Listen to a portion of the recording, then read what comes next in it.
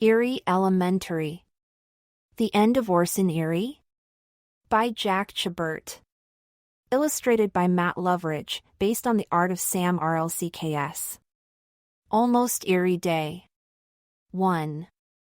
These pumpkins are small, Sam Graves said. I wish we were carving huge ones. Every student in school was gathered in the cafeteria for a special lunchtime activity.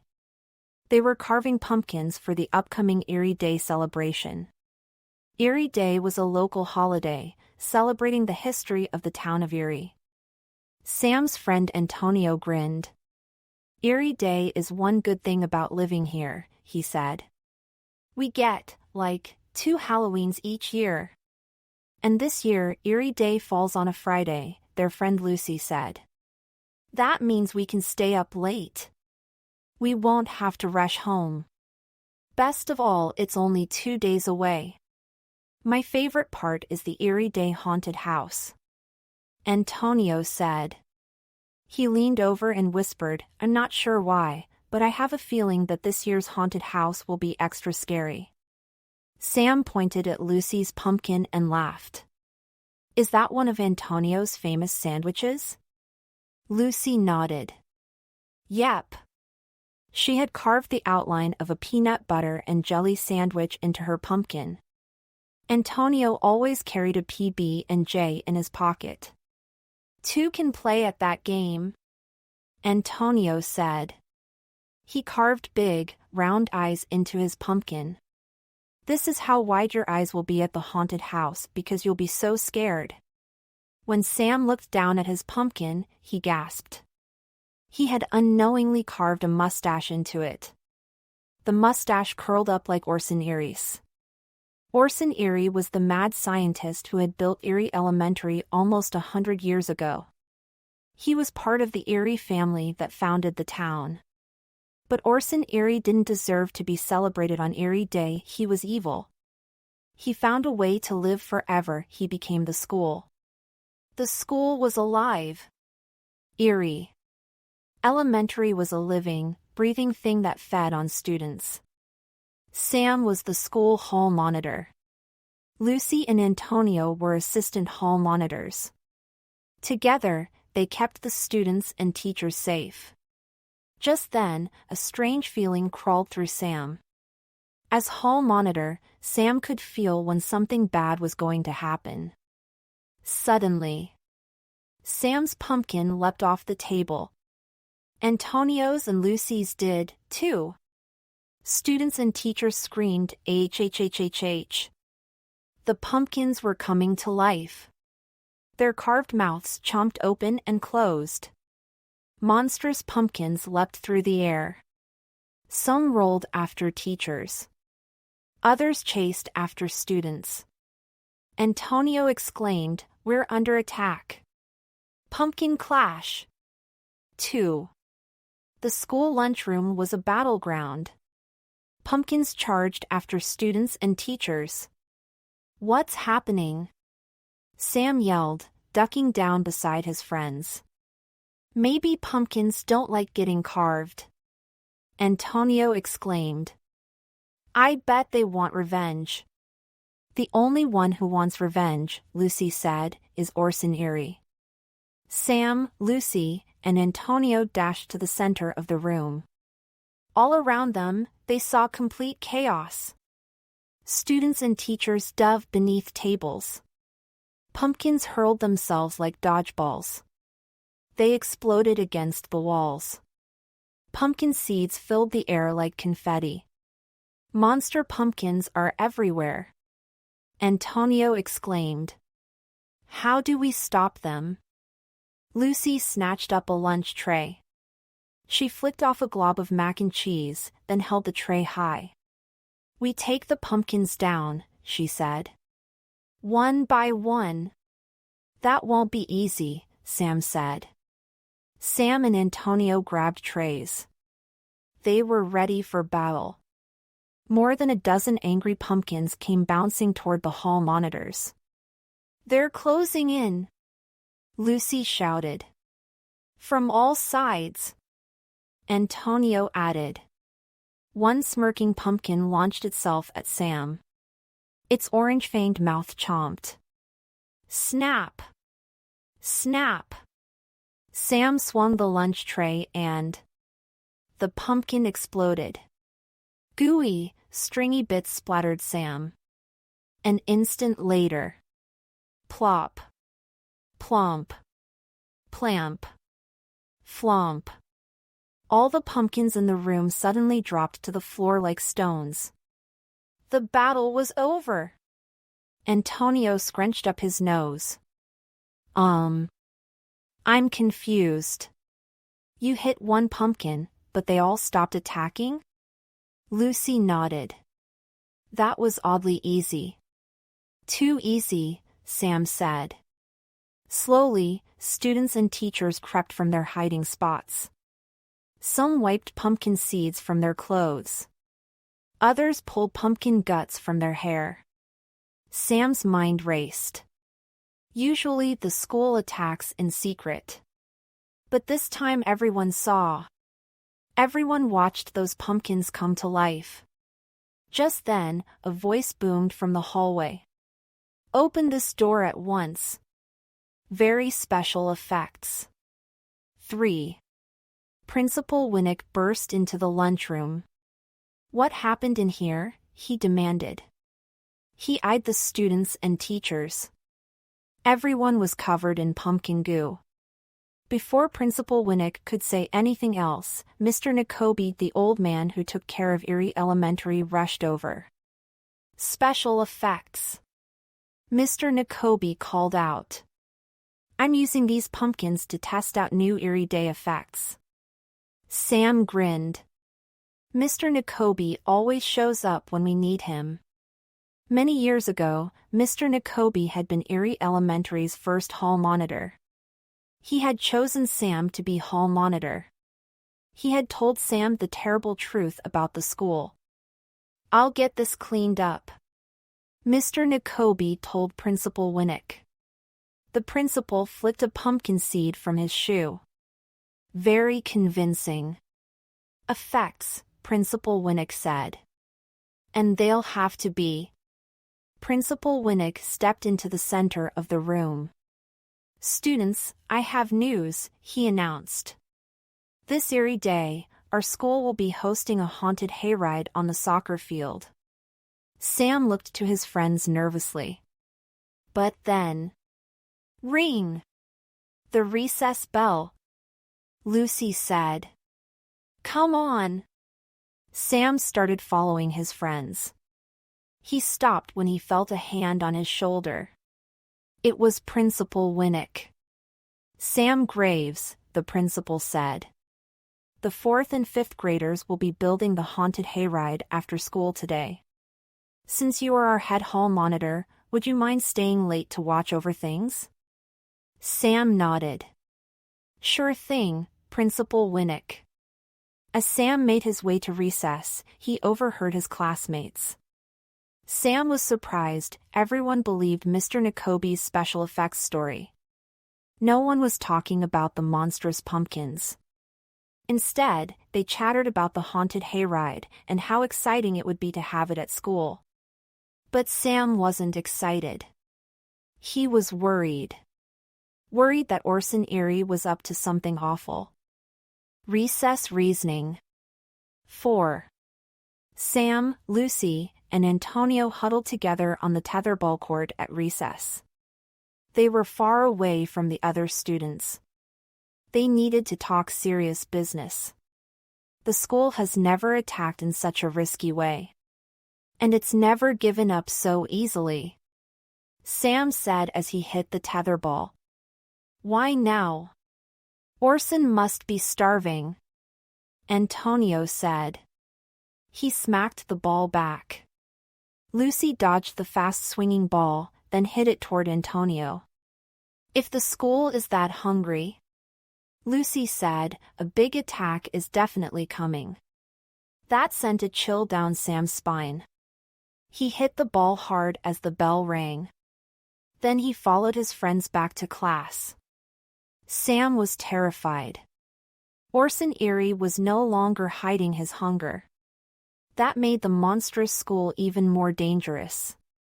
The afternoons seemed to drag on forever. Ring! At last, the final bell rang. Sam and his friends stepped outside. The 4th and 5th graders had begun building the hayride. Some kids moved huge bales of hay. Others set up decorations. 2 students drove a small tractor that pulled a wooden wagon. Principal Winnick asked me to stay until they finish building the hayride, Sam said. We'll stay, too, Lucy offered. Happy to help, Antonio added. Sam laughed. I can handle this, guys. It'll be a cinch. But soon after his friends left, Sam wished they had stayed. He studied the hayride nervously, searching for any sign of ORSON EERIE. But all seemed quiet. By the time the 4th and 5th graders finished the hayride, the sun was setting. Sam waited to make sure no one stayed behind. Then he set out. He was walking across the soccer field when he heard a loud creaking. He looked over at the school. 2 jack-o'-lanterns flickered in the windows like eyes. The school is watching me, Sam thought. I'm getting out of here now. The shortest route was through the hayride's path. Straw crunched beneath Sam's feet. Bales of hay towered over him. Wind whipped down the path. Sam jammed his hands into his pockets and walked faster. But soon, he came upon the tractor and wagon. They blocked the path. That's weird, Sam thought. The students put the tractor and wagon away. His stomach felt tight.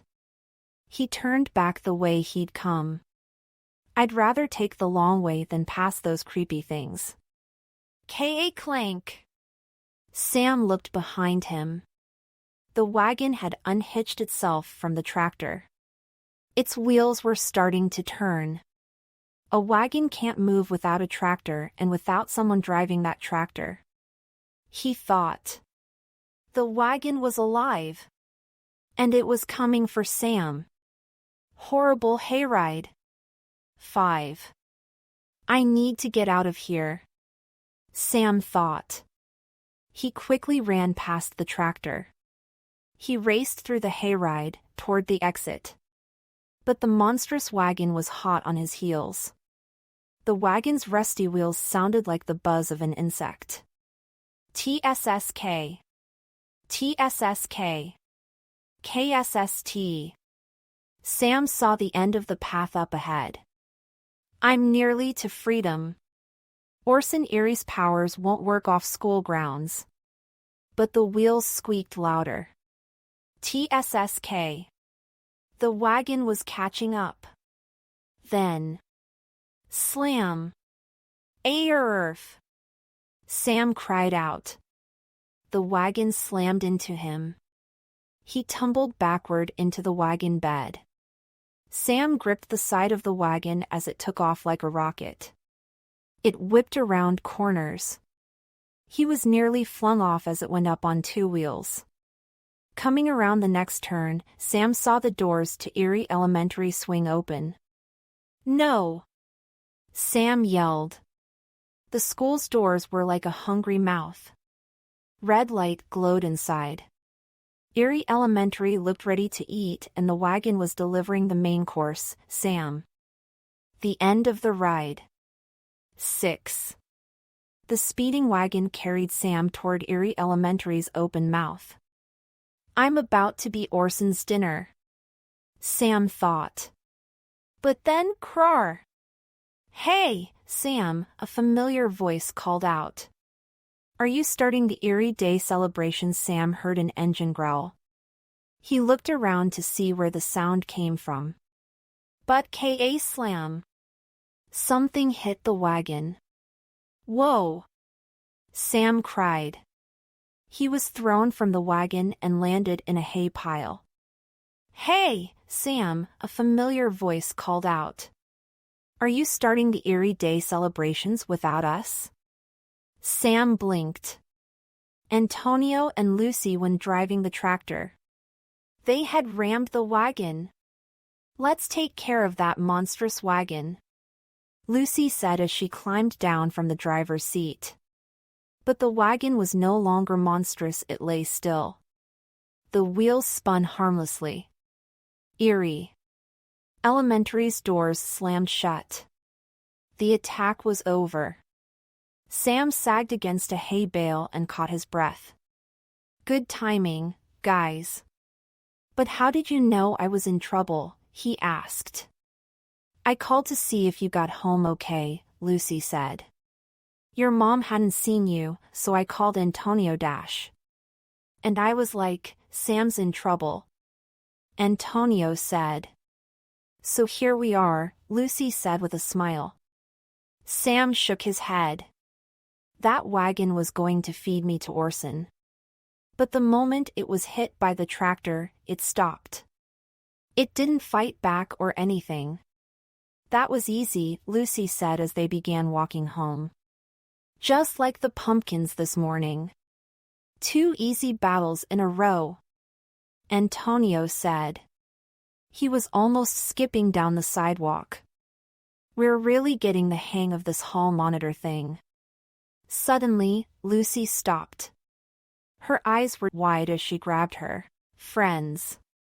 "Antonio, what happens when you go too long without eating a peanut butter and jelly sandwich?" "Oh man," Antonio groaned. "I can barely move." "Exactly," Lucy said. "You're so hungry that you're weak." "I think that's what's happening to Eerie Elementary. We've defeated it time after time. Now the school is starving. We defeated it easily because it's weak. And Orson Eerie is getting desperate." Those words hung in the air. It made sense. Sam knew they would have to be braver than ever before. "This is our moment," Sam said. "Now is the time to risk everything. Now is the time to defeat Orson Eerie for good." Lucy and Antonio nodded.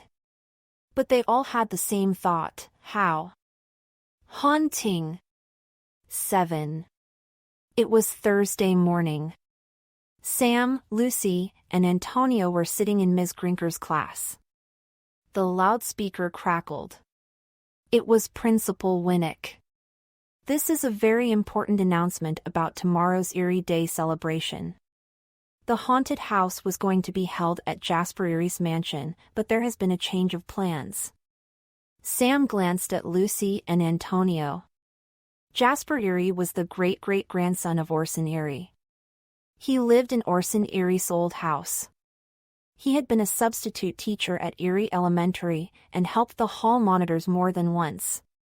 Principal Winnick continued, "The haunted house will now be held here, inside Eerie Elementary." Students erupted with excitement. But the hall monitors knew what this meant. "Biggest attack ever will be tomorrow night. And we'll defeat him," Lucy said. "Once and for all. He is so weak, this should be easy," Antonio said, grinning. "All we need now is a plan," Sam added. The rest of the day was a blur. Lessons were canceled so that students could decorate the haunted school. When the final bell rang, Sam had an idea.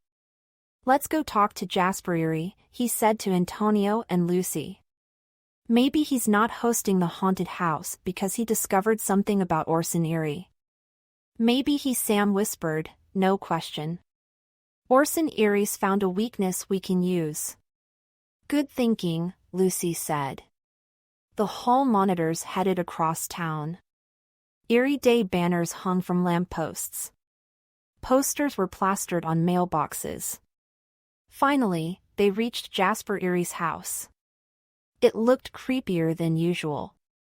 The window drooped like sad, spooky eyes. The house's splintered wooden body seemed tired. Geez.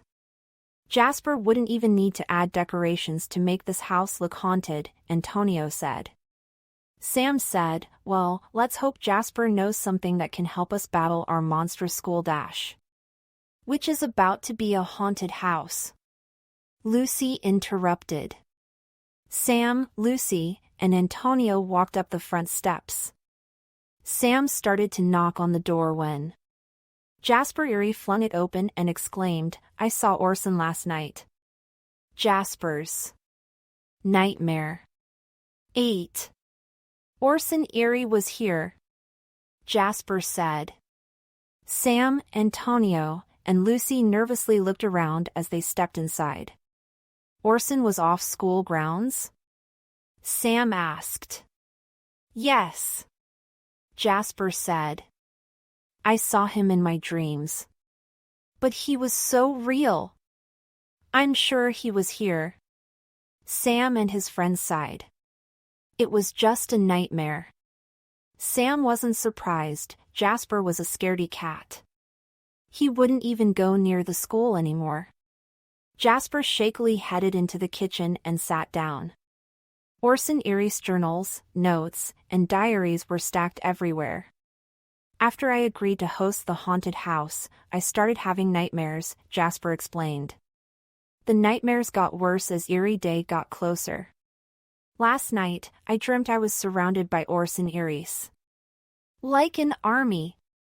Sam gasped. An army of Orson Eries. Jasper continued. So I called Principal Winnick this morning. I explained I was too frightened to host the haunted house. We're all frightened, Sam thought. But we can't quit. We have to defeat Orson tomorrow once and for all. Jasper, Lucy said. We need your help finding Orson's ultimate weakness. It's the only way we stand a chance. Jasper shook his head. I'm afraid I don't have any clue what Orson's weakness is. Let's get to work, Sam said. We must find something. They began reading Orson's old journals and diaries. They searched and searched. Soon, the sun was setting and they hadn't found anything. Sam sighed. It felt hopeless. But then look, guys! Antonio exclaimed. Orson's journal entry from September 6, 1923. The day the school opened. Antonio read the entry aloud. I will become Eerie Elementary. I will live forever by feeding on students. My powers will spread and grow. Sam shivered. Antonio turned to the final page. His voice was a whisper as he read the last words Orson ever wrote, and nothing will stand in my way. Everyone was quiet. But Orson Eerie was wrong, Lucy said. Something did stand in his way. Us. The hall monitors. Antonio pounded the table. Right. We've defeated Orson before, and we'll do it again. Sam nodded. But this time, we'll need more. Count me out. Jasper said. His voice shook. I'm sorry, but I was scared even before I had my nightmare. Jasper's terrifying nightmare gave Sam an idea. An army. I've got a plan. Sam said. It's going to sound crazy. But if it works, Orson Eerie will be gone forever. Sam pulled out his hall monitor sash. He gripped it tight and then Sam tore his sash in half. What are you doing? Antonio exclaimed. Sam was nervous. His plan was crazy. He wasn't sure it would work. But he was sure Orson Eerie would never see it coming. Lucy, Antonio, call your parents. Tell them you'll be home late, Sam replied. It's going to be a long night. They got to work. The first sash. 9. At last, it was Friday, Eerie Day. The morning bell hadn't rung yet, but Sam, Lucy, and Antonio were already in Principal Winnick's office. They had to set their plan in motion. Principal Winnick, Sam said. We'd like to volunteer to lead visitors through our haunted school tonight. Mr. Winnick leaned back. There will be lots of people attending, students, teachers, parents, and other townspeople. And as hall monitors, you know the school better than anyone, he said. Okay, the job is yours. The friends exchanged excited glances as they left the office. So far, so good. Antonio carried a duffel bag. It was full of last night's hard work. Sam grinned. Guys, our plan will work if dash. Yank! A hand grabbed Sam. Another tugged Lucy's backpack and the strap of Antonio's bag. They were yanked into the janitor's closet. This was no ordinary closet. Its rear wall began to move. Soon, a secret door opened and they were in a hidden room. The room was dark. It smelled wet. It was the same room where Sam had begun his journey as hall monitor. Mr. Nakobe stood in the shadows. I apologize for scaring you. But secrecy is important. No one can see what I am about to give you. Mr. Nakobe held a small glass box. It looked like a box for storing a prized baseball. Tonight, you'll need all the help you can get, he said. I am too weak for battle. But this might help you. The friends crowded around. This box contains my hall monitor sash from years ago, Mr. Nakobe said. Sam leaned in. The orange sash was faded and yet it seemed to glow. It reminded Sam of Mr. Nakobe himself, worn around the edges, but still strong. Your sash looks like it's seen some action, Sam said softly. For real, Antonio said. So cool, Lucy added. Oh yes, Mr. Nakobe said.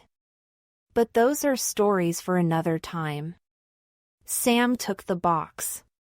Holding it, he felt stronger and braver. Thank you, Mr. Nakobe, he said. This might give us the edge we need to defeat ORSON EERIE once and for all.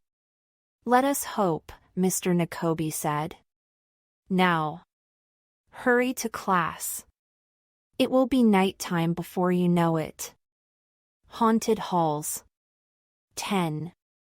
The school day was finally over. The 3 hall monitors stood on the steps of Erie Elementary.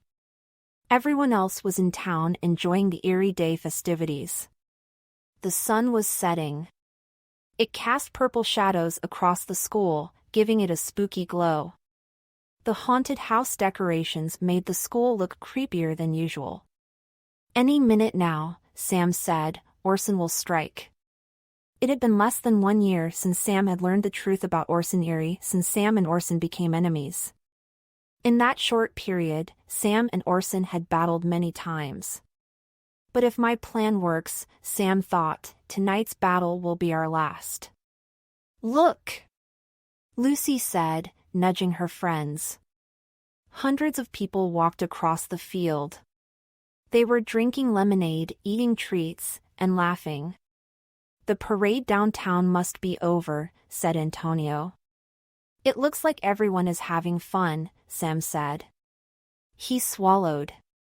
They have no idea what scary strangeness is about to happen. Most townspeople lined up for the haunted hayride. But Mr. Nakobe led a group of 10 parents and kids to the hall monitors. Sam glanced over at Antonio and Lucy. He knew they were thinking the same thing. Everything we've done as hall monitors has led to this moment, to this walk through the school. Antonio used his best speaking voice to greet the group. Welcome to the terrifying tour of our haunted school. Welcome to Erie Elementary. Students giggled nervously. Grown-ups smiled. Lucy opened the front doors. A mad scientist named ORSON EERIE created this school, she said as the group filed in. Some say he is still part of the school and that his evil fills these halls. Prepare to be scared. And keep an eye out for monstrous ORSON EERIE. The hall monitors took turns speaking. Sam said, "Legend says that only hall monitors can stop this monstrous, haunted school." Antonio held up a shiny sash. Everyone watched. This orange sash is a symbol of the hall monitor's power. Lucy, Antonio, and I are hall monitors. Sam continued. But tonight, we need an army of hall monitors to help us fight. So tonight, Lucy said, you will all be hall monitors. Antonio opened his duffel bag. It was full of brand new orange sashes. Even with Jasper's help, it had taken the friends all night to sew them. These sashes are the only things that will keep you safe, Sam said. Put yours on before it's too late. Clang! Suddenly, the doors slammed shut. There was no turning back. The only way out was by defeating ORSON EERIE. Greatest hits. 11. Everyone, stick together, Sam told the group. This is a school of horrors. We don't want you to get caught in its evil web. Sam steered the group down the dark, creepy hallway. Lucy and Antonio followed to make sure there were no stragglers. Kids clung to parents. They all pushed through cottony cobwebs and past paper skeletons. Sam, Lucy, and Antonio took turns telling scary stories about the school. They spoke of evil pipes, hungry bubblegum monsters, and living dodgeballs. Only they knew the stories were real. Stay alert, Lucy told the group. ORSON EERIE could attack at any moment. Lucy was right. They entered the gym and lights flashed. Oh my, someone exclaimed. A vast volcano was forming inside the gym. The group oohed and awed. They thought it was all a special effect. But this volcano was alive just like the one Sam, Lucy, and Antonio had battled at the science fair months earlier. The hair on the back of Sam's neck stood up. Sam took a deep breath. He and his friends had planned for this. But there was no way to truly prepare for a battle with ORSON EERIE. The volcano spewed hot lava across the floor. Sam shouted, "Everyone! Show your sashes!" The group seemed excited and scared. Everyone held out their orange sashes. The volcano howled. It shrieked. Then poof! It collapsed. A single puff of smoke drifted from the small crater that remained. The plan is working, Sam thought. ORSON is too weak to fight an entire hall monitor army. Antonio whispered to Sam and Lucy. These sashes are like cloves of garlic in a vampire movie. ORSON can't stand them. They continued down the dark hallways. They ducked beneath dangling rubber spiders. In the art room, a massive clay T-Rex snarled and licked its lips. Everyone gasped. It stomped toward the group. Antonio commanded, "Everyone! Show your sashes!" The clay creature howled, then melted and disappeared. The group pressed on. ORSON EERIE appeared again and again, each time in a form they had seen before. And each time, he was defeated by the power of the hall monitor's army. ORSON is only taking forms we've seen before, Lucy whispered. Because he's weak, Antonio replied. He doesn't have enough power to create anything new. I can sense him, Sam added. He is hurting. The sashes frighten him. Lucy nodded. We're almost to the end of the haunted house. Then it will be the end of ORSON EERIE once and for all. But Lucy was wrong. Sam was wrong. They were all wrong. The battle wasn't even close to over. Not so fast. 12. Sam led the group to the final hallway of the haunted house tour. The friends gasped when they saw what waited for them there. An artist's easel stood at the end of the hall. A painting of Orson Eerie stared back at them. "That painting doesn't belong there," Antonio said. "It was just hanging in the front hallway," Lucy added. "But it's here now," Sam said, blocking the way out. The lights flickered. The hall darkened. Strange shadows ran along the lockers. The group quietly inched toward the exit. Sam felt the painting pulling him closer, like a magnet. The painting shimmered, and the color swirled, as Orson's face came alive. His voice was weak. "I do not understand. How do all of these sashes have powers?" Sam stepped toward the painting. "I'll tell you how," he said. "We sewed a piece of my sash inside all of these other sashes. I've shared my hall monitor powers." Orson's painted mouth opened. But his voice no longer came from the painting, it came from the halls. "Do you mean that every one of these sashes contains a piece of your sash?" The air turned ice cold. Sam heard nervous whispers. He saw that the group was scared, really scared. Orson's terrifying voice had cut through them. "They know something bad is happening," Sam thought. "They know this isn't just part of the tour. They probably want to run." Sam understood. Orson's booming voice made Sam want to run, too. But he had a job to do. He had to show Orson he wasn't scared. Sam pointed at the painting. "That's right. You're outnumbered, Orson Eerie." Lucy shouted, "You might have many forms, but we have many hall monitors." Antonio added, "Everyone, show your sashes." But not a single sash was waved. The group was scared stiff. The lights flashed faster and faster. Then, suddenly, click! Everything went dark. The only light was from the moonlight through the windows. Poof-oom! A flame appeared. It floated in midair.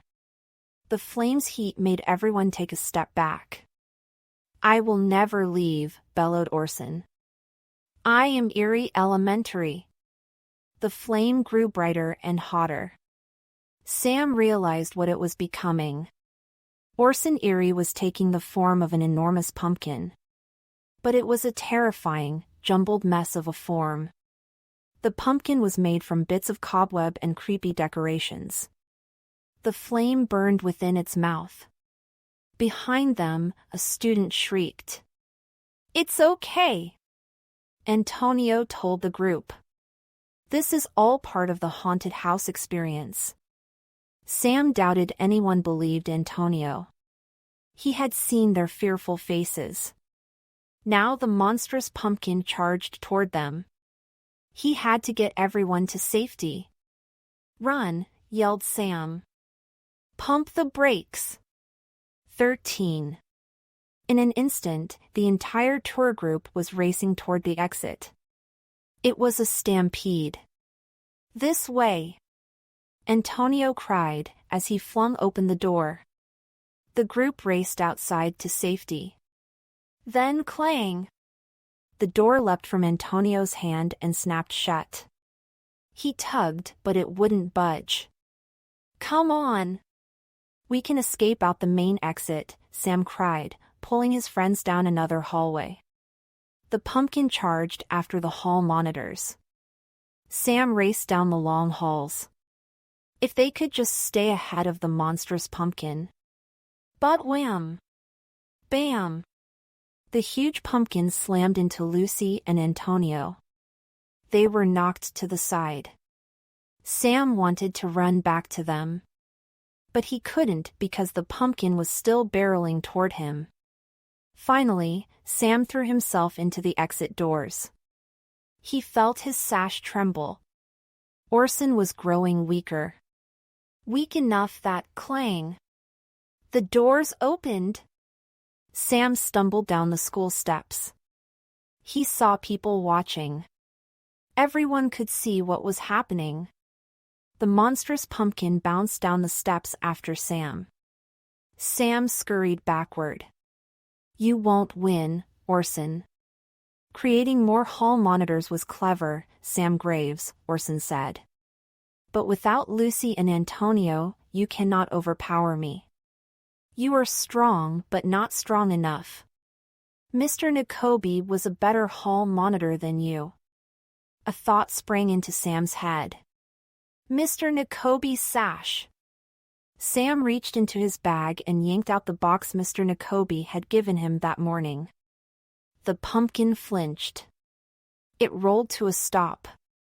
What is that? Orson asked. Sam opened the box and grabbed the old sash. It felt warm in his hands. There was power in its threads. Sam could feel it making him stronger. The monster's glowing eyes flashed with anger. Then its huge mouth opened wide. Sam felt Orson's hot breath on his face. He closed his eyes and braced for the bite. Snagged. 14. But Orson's bite never came. Sam wasn't pumpkin food. He slowly opened one eye. He was staring into the snapping mouth of the monster. He saw the stringy, dripping insides of the pumpkin. The Orson pumpkin wrestled and shook. But it wasn't coming any closer. Something held it back. Sam heard the rumble of an engine. Assistant hall monitors to the rescue. Antonio shouted. We got him, Sam. Lucy yelled. Sam peered around the angry pumpkin. He saw his friends driving the tractor from the hayride. Lucy and Antonio had thrown coils and coils of thick rope around the pumpkin. Some circled around its thick stem. Other coils were tight against the pumpkin's monstrous mouth. Orson was like a dog on a very strong leash. Sam felt the townspeople watching them. Orson Eerie must have felt it, too, because he suddenly pulled with all his might. He tugged with the strength of elephants. Roar! The monster growled. The tractor wheels spun and the engine smoked. The machine's strength was being tested. I will not be defeated. Orson Eerie roared. He pulled harder and harder. The ground cracked. The school shook. Bricks fell and windows broke. There was one final pull. Lucy and Antonio leapt from the tractor and then, splurt. The pumpkin tore itself open. Strange, pulpy seeds filled the air. Then a slithery, storm cloud like Orson Eerie snaked out of the pumpkin. The cloud became a thick, gray mist blocking the moon. Then Orson spoke and his voice came from everywhere. I have not even begun to fight. He's trying to scare us, Sam whispered. Well, it's working, Lucy said, taking a step back. But look, Antonio said, pointing. The mist is thinning. He's weakening. Sam gulped. This was their big moment. They needed to finish him off. Now. All eyes on Orson. 15. The Orson Eerie mist swirled. Sam clutched Mr. Nakobe's old sash. It felt as powerful as a sword. We were always the ones who stopped you, Orson. Sam hollered. And we always will be because that's our job. We're hall monitors. Memories rushed through Sam's mind. He recalled the many ways he and his friends had used the sash before. The sash was the symbol of their strength and friendship. It was a symbol of good. You'll never stop us, Orson. Not with the powers of the sash on our side. Sam said. Just then, Mr. Nakobe himself stepped to the front of the crowd. Everyone! Raise your sashes. Sam spun around. He saw the townspeople. They looked confused and scared. No one seemed sure what was real and what was not, but they did what Mr. Nakobe said. One parent took a step forward. And then a teacher. And then a student. They all held their sashes high.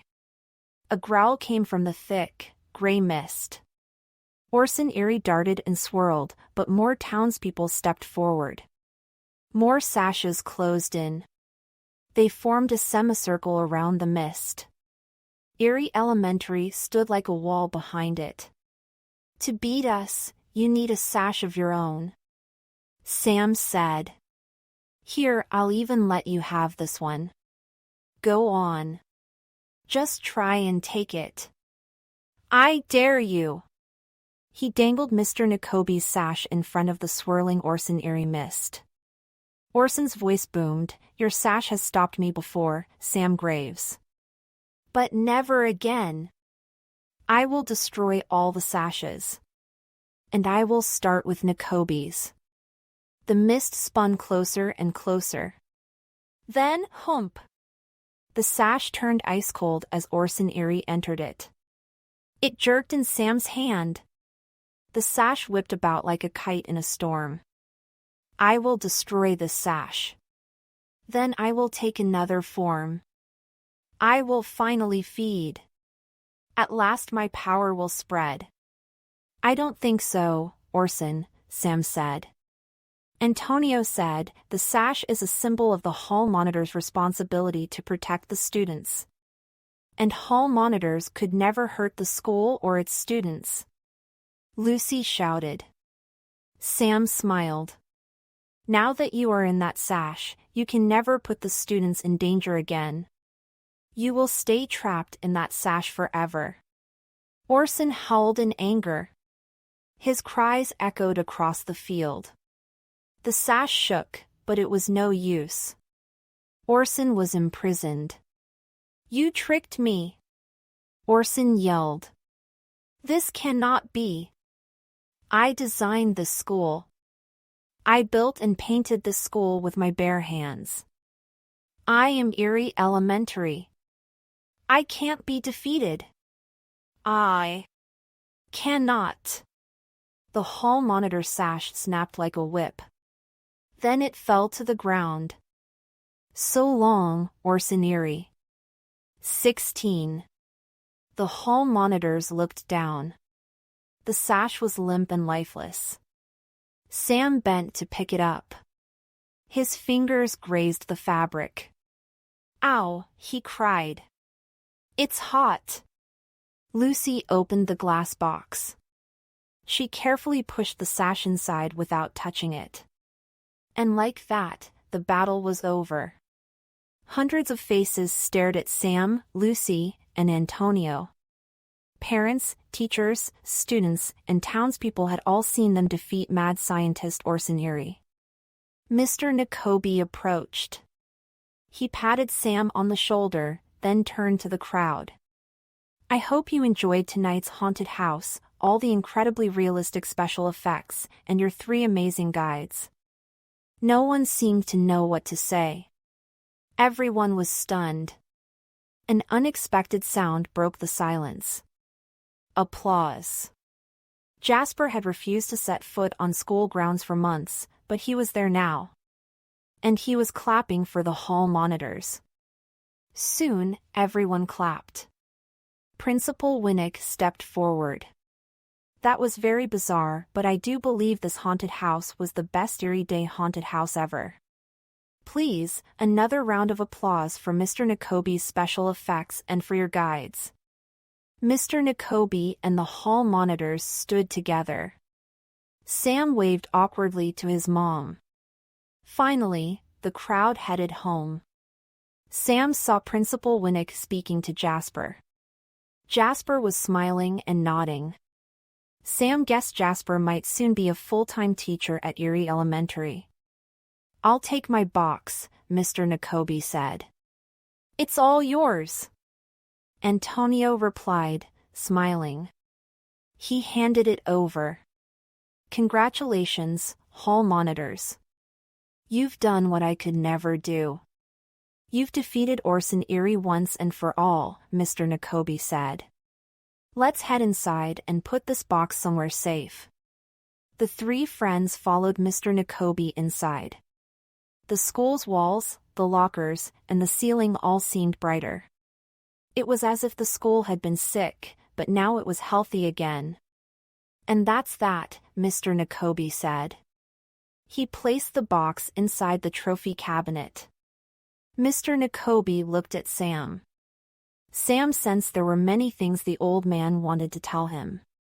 But instead, Mr. Nakobe smiled softly and turned. He walked slowly down the long hall, then disappeared around the corner. Gone. With Orson Eerie finally defeated, the hall monitor's work was done. Sam shared a look with Antonio and Lucy. He felt like he should say something, but what? So, the past year has been, well. Lucy scrunched up her forehead. Scary? Weird? Strange? Fun? Antonio laughed. How about all of the above? Sam chuckled. Oh, and one more, an honor. Antonio and Lucy both gave Sam a slap on the back. They were happy Orson Eerie was no longer a threat. But Sam had a feeling that, in some way, they would miss being hall monitors. Sam thought back to the beginning, when Mr. Nakobe chose him. He hadn't wanted to be hall monitor then. But now? Now he and Antonio and Lucy had grown so much. Together, they had saved the school and saved one another more times than Sam could count. What would happen now? Sam did not know. The only thing Sam knew was this: if Eerie Elementary ever needed them again, he and Lucy and Antonio would be there. Friends. Hall monitors. Heroes. SHHHH. This news is top secret. Jack Chabert is a pen name for New York Times best-selling author Max Brallier. Max uses a made-up name instead of his real name so Orson Eerie won't come after him, too. Max was once a hall monitor at Joshua Eaton Elementary School in Reading, Massachusetts. But today, Max lives in a super weird old apartment building in New York City. His days are spent writing, playing video games, and reading comic books. And at night, he walks the halls, always prepared for the moment when his building will come alive. Max is the author of more than 20 books for children, including the middle-grade series The Last Kids on Earth and Galactic Hot Dogs. Visit the author at maxbrallier.com. Matt Loveridge loves illustrating children's books. When he's not painting or drawing, he likes hiking, biking, and drinking milk from the carton. He lives in the mountains of Utah with his wife and kids, and their black dog named Blue.